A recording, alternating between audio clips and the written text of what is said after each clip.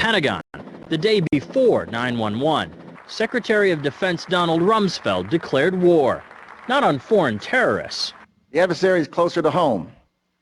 It's the Pentagon bureaucracy. He said money wasted by the military poses a serious threat. In fact, it could be said that it's a matter of life and death. Rumsfeld promised change, but the next day, the world changed. And in the rush to fund the war on terrorism, the war on waste seems to have been forgotten. My '03 budget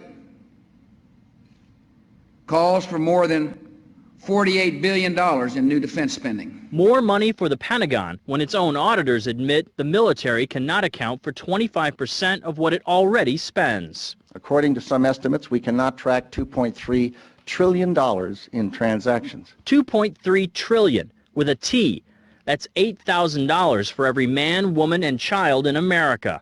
To understand how the Pentagon can lose track of trillions, consider the case of one military accountant who tried to find out what happened to a mere $300 million. We know it's gone, but we don't know what they spent it on.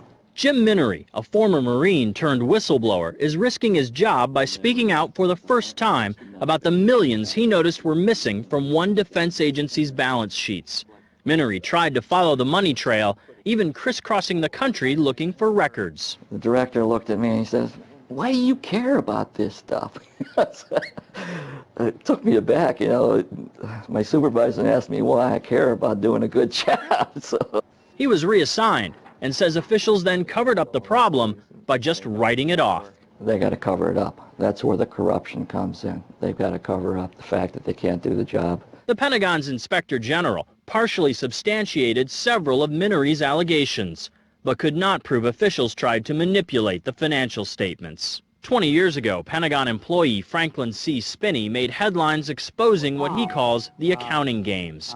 He's still there, and although he does not speak for the Pentagon, he believes the problem has gotten worse. Those numbers are pie in the sky. The books are cooked routinely year after year after year. Retired Vice Admiral Jack Shanahan commanded the Navy's Second Fleet the first time Donald Rumsfeld served as Defense Secretary. With good financial oversight, we could find $48 billion in loose change in that building without having to hit the taxpayers. In the 2.5 minutes since this report began, the Pentagon has spent nearly $2 million, and it may never know where 25% of those tax dollars went.